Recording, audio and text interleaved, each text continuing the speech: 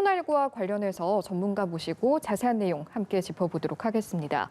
휴일인 어제 국내 코로나19 신규 확진자가 54,619명 발생해서 닷새 연속 5만 명대를 기록했습니다. 한편 이달 말부터 면역 저하자 등을 대상으로 백신 4차 접종이 시작되는데요.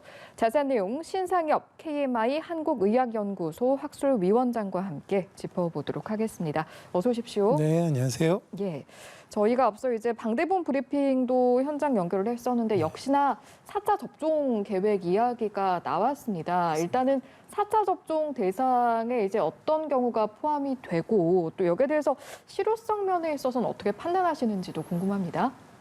글쎄 이제 4차 백신 접종이 이제 전 세계적으로 사실 전례가 많지는 않고요. 유일하게 지금 이스라엘에서 국가 단위로 이제 고위험군에게 이제 접종을 했던 그런 지금 결과가 있는데요. 예. 1월 23일에 이제 이스라엘 보건부에서 이제 발표한 걸 보면 3차 백신 접종을 한 사람보다 4차 백신 접종을 했을 때 60세 이상의 이제 어르신들 같은 경우는 예. 감염력 예방 효과가 한 2배, 중증화로 진행하는 걸 한 3배 정도 막아준다. 뭐 이런 보고가 사실 거의 이제 유일한 상황이거든요. 예. 근데 지금 방역 당국이 이제 어찌 보면 좀 갑자기 이렇게 이제 이런 면역 저하자와 이제 60세 이상의 아까 요양 시설에 계신 어르신들에게 이제 4차 백신 접종을 계획하게 된 이유는 이제 그런 겁니다. 이제 오미크론이 이제 유행하던 초반기에는 지금 그 고령층에서 3차 백신 접종률이 상당히 높았고 그래서 예. 60세 이상의 그 확진자 비율이 한 7에서 8% 정도밖에 되지 않았습니다. 근데 예.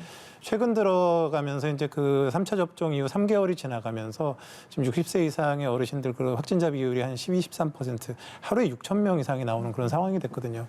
근데 이런 60세 이상 어르신들은 이제 오미크론이 아무리 가볍다고 해도 이 중에서 상당수가 위중증으로 가는 그런 상황들이 되기 때문에 특히나 지금 이제 많이 발생하는 곳들이 지금 면역 저하자분들이나 요양시설에서 이제 그 확진자들이 늘고 있어서 그 부분들의 그런 분들에 한해서만 일단 지금 4차 백신 접종을 이제 계획하고 이제 진행하게 된 것 같습니다. 그렇군요.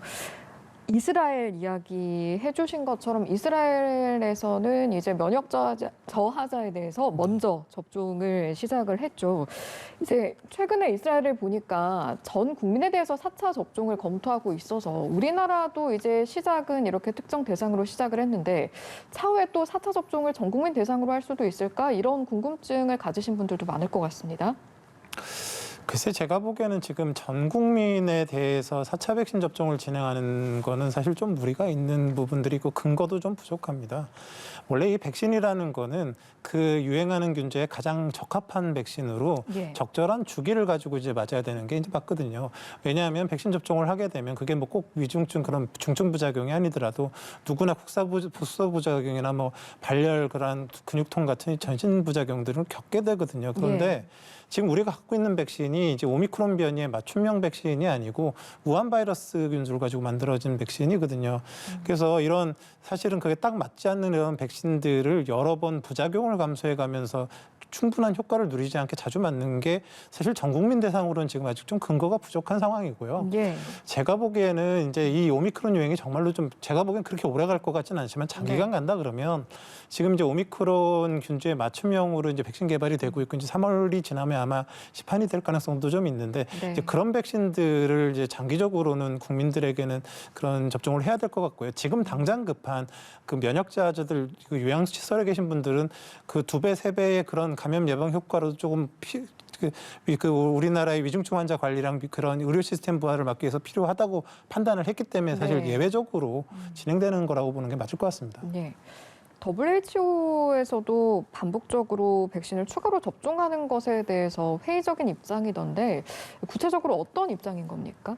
뭐 제가 이제 방금 전에 말씀드린 거랑 이제 비슷한 것들이죠. 그래서 사실 그 오미크론이 유행하고 있지만 지금 갖고 있는 우한 바이러스 백신 균주가 충분한 효과를 거두지 못하고 있고 예. 또 일부 나라에서는 그나마 그런 우한 바이러스 백신조차도 접종하지 못하고 있는 상황에서 이런 백신 전체적인 그런 전 세계적인 관점에서 봤을 때에 지금 백신을 자주 접종하는 것 것이 사실은 그런 그 전 세계 방역 통제에 있어서도 실효성이 좀 떨어진다는 그런 판단을 하고 있는 것 같습니다. 예, 그렇군요. 알겠습니다. 그리고 오늘부터 노바백스 접종이 시작이 됐는데 사실 방역 당국에서는 노바백스 접종을 시작을 하면서 그동안 좀 기존 백신에 대해서 불신을 가지고 있어서 맞지 않으셨던 분들이 이제는 좀 맞아 주시기를 기대를 하고 있는 것 같기도 합니다. 어떻게 보세요? 접종률이 좀 늘어날까요? 그래서 이제 노바백스 백신이 장점이 있죠. 어떤 장점이 있냐면 이건 이제 이 과거의 mRNA 백신이나 이런 백신들은 사실 새롭게 만들어진 플랫폼이지만 예. 노바백스는 지금 독감 백신에서도 활용되고 있고 비형 간염 자궁경부암 백신 우리들이 이미 친숙하게 많이 맞아왔던 그런 플랫폼으로 만들어진 합성항원 단백질 백신입니다. 예. 그리고 이게 굉장히 그 백신이 좀 안정성이 있어서 한 2에서 8도 냉장 보관했을 때 5개월 이상 보관이 가능하고 이 이제 만들어진 백신 제형이 이미 이제 담아져 있는 프리필드 그러니까 이제 그 소분이나 이렇게 제작을 해야 되는 그런 과정들이 없기 때문에 사실은 필요한 경우에 있어서는 방문 접종도 가능한 그런 백신에 굉장히 여러 장점들이 있거든요. 그래서 어느 정도의 안전성, 유효성들이 좀 입증이 돼 있고 그런 중증 부작용에 대한 그런 우려들이 아직 보고가 되지 않고 있고 기존에 맞았던 플랫폼의 백신들이기 때문에 기존 백신, 좀 새로운 백신에 대해서 조금 좀 거부감이나 두려움이 있었던 분들도 조금 이렇게 친숙하게 맞을 수 있는 그런 장점들이 있기 때문에 예. 그런 부분들을 좀 고려를 해서 이제 접종을 좀 독려하고 있는 것 같습니다. 예, 이 부분도 여쭤볼게요. 지금 이제 현행 거리두기 단계가 20일까지 진행이 되고 또 종료가 되는데 앞으로 이제 거리두기가 좀 완화되지 않을까 이런 이야기가 나오고 있습니다. 겉으로 봤을 때는 확진자가 지금 5만 명대 증가세를 보이고 있는데 그럼에도 불구하고 이제 거리두기 완화 이야기가 나오는 이유는 어떻게 바라봐야 하는 겁니까? 사실 이제 궁극적으로 지금 오미크론 정도의 위중증률을 가지고 있는 그런 감염병이라 그러면 장기적으로는 당연히 사회적 거리두기 완화의 방향으로 갈 수밖에는 없을 것 같고요. 예. 실제적으로 델타 변이를 지나고 이제 오미크론 변이를 넘어오면서 우리나라가 그 기존에 우리가 해왔던 어찌 보면 가장 강력한 방역 대책인 3T를 갖다가 어느 정도 지금 포기를 한 상태거든요. 예. 그래서 이제 테스트, 트레이스, 이제 트리트먼트인데 이제 검사 같은 경우는 신속 항원 검사가 들어오면서 사실 확진자 수를 세는 게 큰 의미가 없어졌고 예. 그 신속 항원 검사로 이제 그 방역 패스를 발급하게 되면 사실 이게 그 안전성 담보가 되지 않거든요. 그래서 원래 방역 패스라는 거는 백신 접종을 완료했거나 PCR 음성 확인서를 통해서 안전성이 담보된 사람들이 그 다중이용 시설을 이용함으로 인해서 그 안에서의 발생을 줄이고 안전성을 담보하겠다 이런 부분인데 신속 항원 검사 음성 확인서는 사실 그 의미가 떨어집니다. 이 역시도 이제 사실 이제 조정이 필요한 부분들이 생겼고 예. 그다음 역학조사 트레이스에서 우리는 빨리 격리하고 이제 그런 것들을 했었는데 지금은 이제 자가개입식 역학조사사가 되는 과정에서 사실 동거가족을 제외하고는 밀접 접촉자들에 대한 역학조사가 지금 진행되지 않고 있는 상황입니다. 예. 그렇다 그러면 지금 그 다중이용 시설을 이용할 때 그 활용하고 있는 뭐 QR 체크나 뭐 이런 방명록 이런 부분들이 실제적으로 활용될 가능성이 지금 많지가 않은 상황이거든요. 예. 그러니까 지금 이런 방역 체계 개편이 되면서 사회적 거리두기의 개편, 방역 패스나 이런 QR코드 개편들이 다 같이 맞물려서 돌아가야 되고 장기적으로는 이런 것들이 이제 사회와 그 경제적인 조화를 이루게 이제 바뀌어가야 되는데 지금 하나 이제 문제가 뭐냐면 예. 이 오미크론의 유행이 이제 3월 정도에 정점을 찍을 것 같거든요. 그러면 우리가 이제 방역 당국에서 가장 원하는 거는 이 그 유행의 기울기를 최대한 완만하게 올라가서 정점을 최대한 낮게 찍고 내려오길 바라고 있는데 예.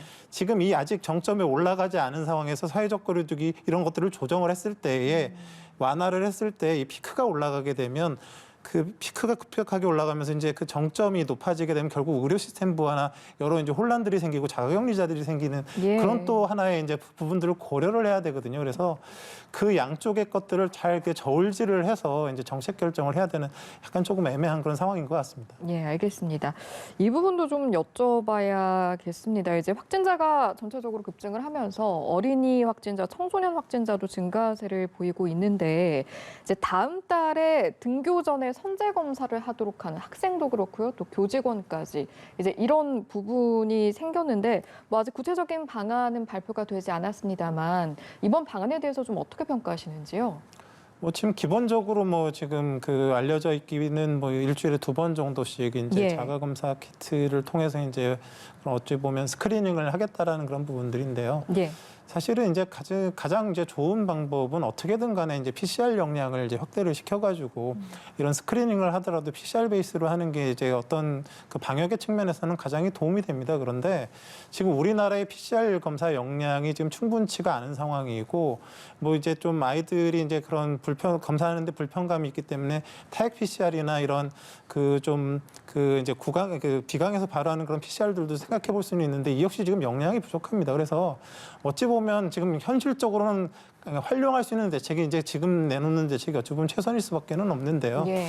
이게 이제 그 대부분의 이제 스크리닝 과정에서의 자가검사 키트의 그 양성률이 상당히 떨어지고 스크리닝 능력이 떨어지기 때문에 예. 그 비용 효과나 이런 실효성 부분에 있어서는 사실 충분한 담보가 되지를 못하는 부분들을 고려를 해서 예. 이것만으로 안심할 것이 아니라 더 다각도의 그런 대책을 세워야 될 거라고 생각을 합니다. 알겠습니다. 구체적인 등교 방안은 또 모레 나온다고 하니까요. 이 내용도 지켜보도록 하죠.